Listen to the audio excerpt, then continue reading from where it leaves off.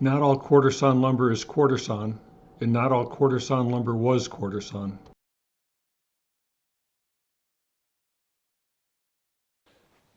Welcome back, anybody. If you're like me, you've watched a number of YouTube videos about quarter sawing, and they have titles like the only way to quarter saw, the best way to quarter saw, the proper way to quarter saw. And each of these videos seems to get into a specific method of quarter sawing. And I think to myself, well, there's many different methods to produce lumber that's considered to be quarter sawn. Most of the methods are not true quarter sawing. So I've done this video, hopefully that we can discuss, I can discuss, you can listen if you stick around, the different methods, and there's 6 by the way, of producing lumber that is rated as quarter sawn. So of the 6 methods that I've mentioned for producing quarter sawn lumber, the first one is the NOP method. The second is traditional quarter sawing. The third would be modified quarter sawing. The fourth would be reverse rolled quarter sawn. The fifth is what I call the easy peasy or lazy man's method. Other people call it the simplified method. And the sixth method is radial, which I want to get into all of these in the rest of this video. The one that I'm not going to be actually demonstrating is what I call the NOP method. And what that is you've got a log on the mill and you're breaking it down, and when you're all done, you're stickering the lumber, and all of a sudden one of the boards looks like it's quarter sawn. And you think to yourself, hey, look at that, that's a quarter sawn board. I'm going to set that aside. Well, that's the NOP method, not on purpose. It's the easiest method there is. There's no waste. It costs absolutely nothing, because basically it's like finding a dollar bill on the ground. Do you pick it up or not? Nowadays with the economy, maybe it's not worth your time to pick up a buck. So anyway, let's continue on with the video, and we're going to show the other 5 methods. Well, that's kind of a lie, because I'm going to show the next 4 methods. And the last method, which is the radial, I'm just going to briefly touch on, and then you can take a look at a video or 2 that are in the description below, and I strongly urge you to take a look at them because they're fascinating. Anyway, let's get started with the proper way to quarter saw a log. Before we go any further, I think I should show you the difference between quarter sawn, rift sawn, and flat sawn lumber. At the same time, I can practice my ventriloquism. Notice how not even do my lips not move, but I don't move either. Well, talking about the 3 different types of wood, flat sawn, rift sawn, and quarter sawn, I was able to find this piece of cherry that shows all 3 different types. In the center here, we have flat sawn, which is the growth rings are between 0 and 30 degrees from the surface. Over here and here, we have rift sawn, and the growth rings are between 30 and 60 degrees to the surface. And here, we have quarter sawn, which the growth rings are between 60 and 90 degrees to the surface. Okay, first log on the mill is going to be our traditional quarter sawing.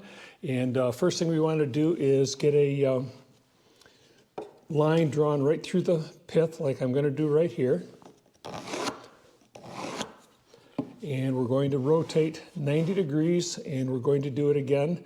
Now I'm going to kind of guess at we're 90 degrees apart. So now the plan is to get this thing on our mill, which you're going to see in a moment. It is a bandsaw, and we're going to cut this into 4 equal pieces. So let's get started over there.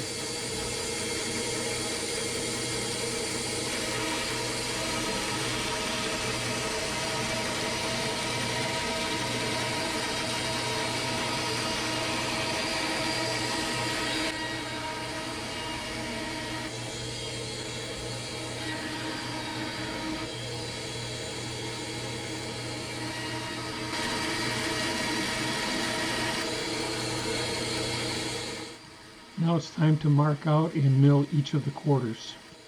With traditional quarter sawing at a bandsaw mill, you're going to take one of the quarters, put one of the milled sides on the bunks, and set your blade height at the thickness of the board that you want to produce. Make that cut. You have to then unclamp the cant Remove the board, flip the cant 90 degrees on its other flat face, reclamp, make another pass at the same height, and so on and so forth until you reduce the quarter into an unusable piece that's too thin to produce the lumber you're looking for.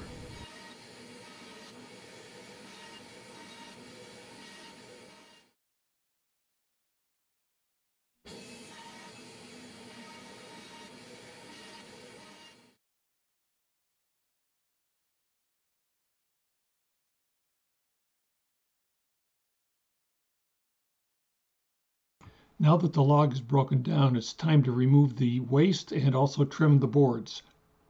Breaking down this log using the traditional quarter sawing method generated 14% waste. That included unusable lumber and also the edging from the boards. Okay, next on deck, we're going to do the modified quarter saw. And like we did with the traditional, we're going to put a line right down the center through the pith right here. And we're going to rotate 90 degrees approximately. And we're going to put another line right there. Then we're going to cut this into 4 quarters. What we'll do after that is I'm going to put some marks on here right now so you get a general idea of what we're going to do. We're going to put another mark right through the center, halfway on each of the quadrants here, like that. And we're going to do it over here also, which is about halfway, sort of. And we'll be back in just a moment.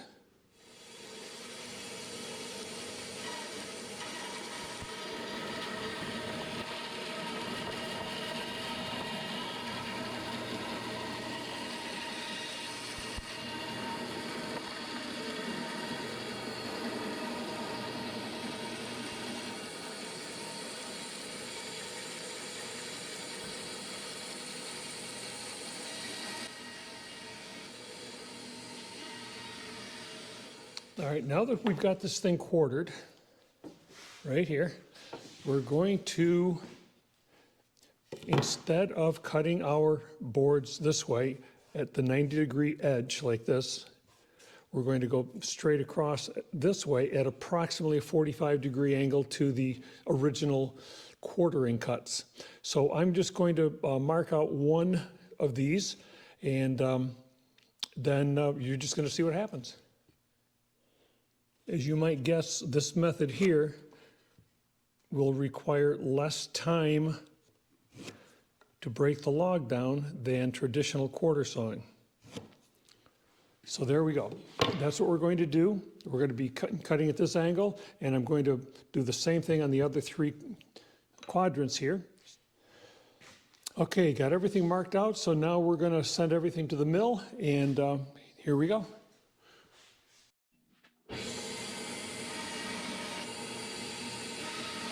If you haven't noticed yet, each quadrant that you put on the mill will have to have the pith recentered.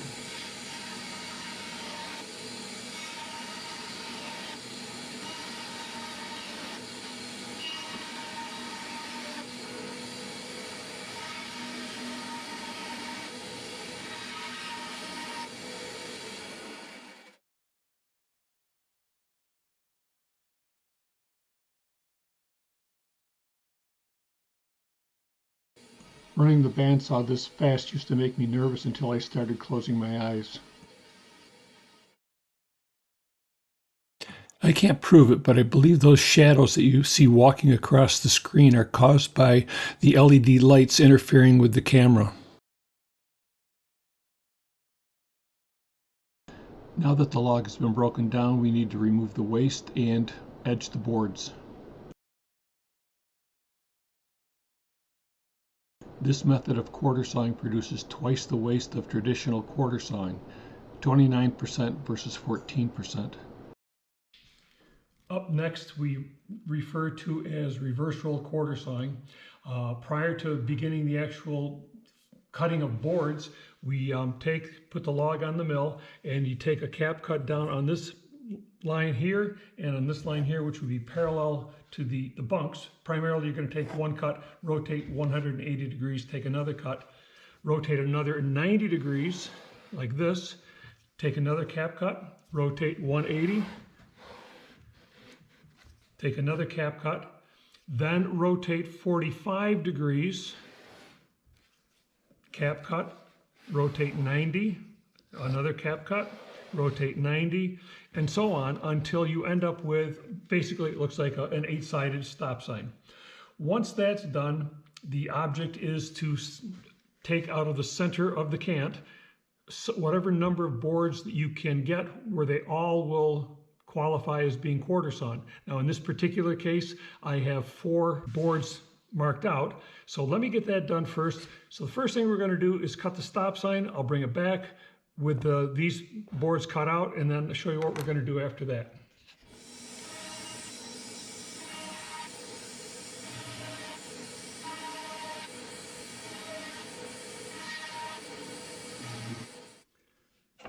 I'm back, and as you can see, we've got 8 sides cut here. Back to the mill, and what we're going to do is just cut these boards out here. I'll be back in a moment.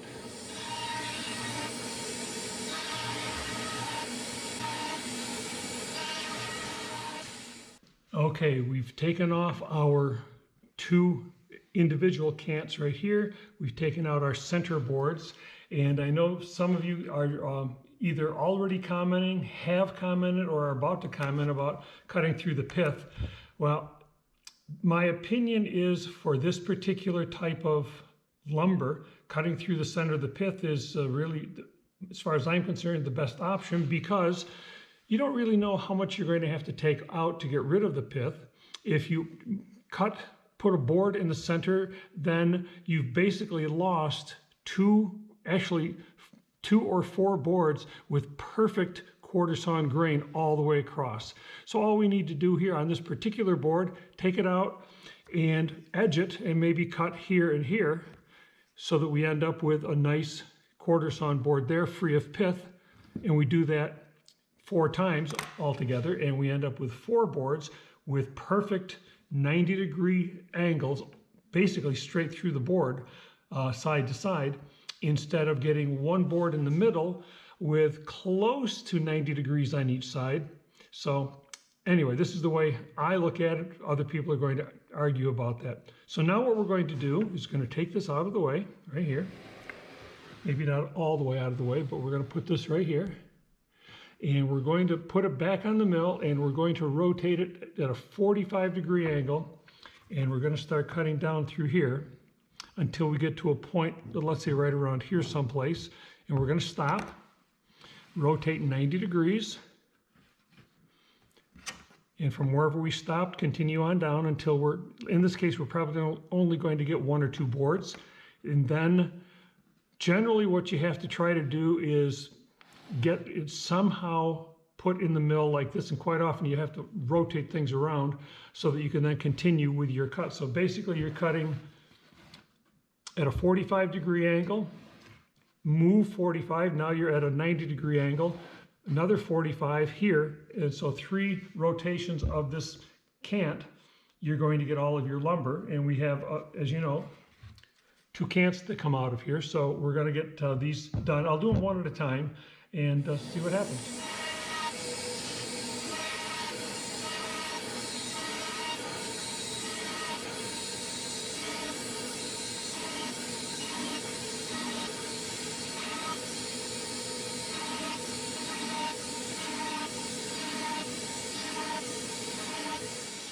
Okay, we've got our first third done, or second third if you want to count the middle that we took out. And as you can see, we've got 3 basic 45-degree planes that we've cut from, and now we're going to do the other 1/3 or so cant and get this thing finished up.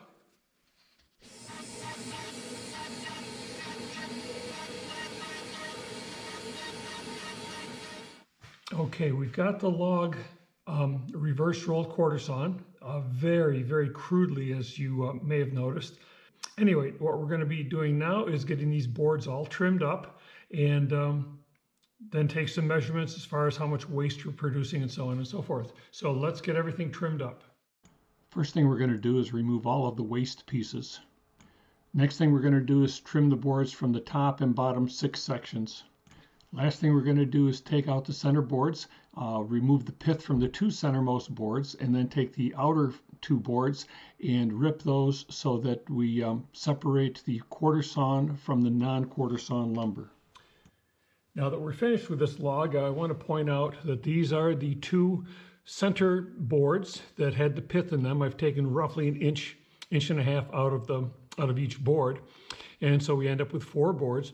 But if you look very closely along this plane right here on both boards, the pith is exactly at 90-degree angles, whereas on the outside it's very, very close, but it's off just a touch. So your best quality for a quarter is going to be right here in the middle, and it gets a little bit worse as it goes out. Although no matter which side you go on each of these boards, you're still going to get very good quality lumber. The next boards out, these 2 here, which I've broken or cut down into 3 pieces, we've got 2 nice quarter sawn, and this is what I think you'd want to call flat rift sawn or rift flat sawn, because we are flat sawn here in the middle and we're rift sawn on the outside edges. Here we're approaching rift but quarter sawn, and down here we have the same thing. We have quarter sawn out here, rift here, and flat in the middle. So anyway, that's kind of why I did what I did. I guess that's it, so let's continue. Last log on the mill is going to be the easy method, or what I call easy peasy, or lazy man's method. I actually prefer lazy man's because this requires substantially less labor to break down the log than any of the other methods shown so far. If you have a large log, then you can afford to take these cap cuts over here, which will eliminate the need for you to edge these boards later, or at least a lot of the boards. And since you don't really want the sapwood in the boards you're milling, you can afford to do that. On a smaller log, you probably don't want to take the cap cuts, and you'll leave the live edge temporarily until you can edge them off later. So we're going to take this over to the mill. I'm going to take off the 4 cap cuts, and I'll probably take out no, I'm not. I'll just take out the 4 cap cuts. So I'll be back. As you can see, I've taken off the 4 cap cuts. The pith has only needed to be centered 2 times, one on this plane, one on this plane, which also reduces the amount of effort it's going to take to break down the log. Now what I'm going to do is just take this thing over to the mill, and I'm going to take everything and break it down so you don't have to watch the whole process all over again, and I'll be back in a moment. If this cant were on my mill, my first cut would be the first horizontal line you see. Then I would work my way down as far as the saw head would allow. Then I would remove everything that's been cut and then continue on down until I reached the last horizontal line. So far, all of this would have been done without having to touch the cant at all, which saves a tremendous amount of work. Once that was done, I would take the bottom section, rotate it 90 degrees with the flat side against the log rests, and start milling from the top down. Then I would repeat the process for the other cant.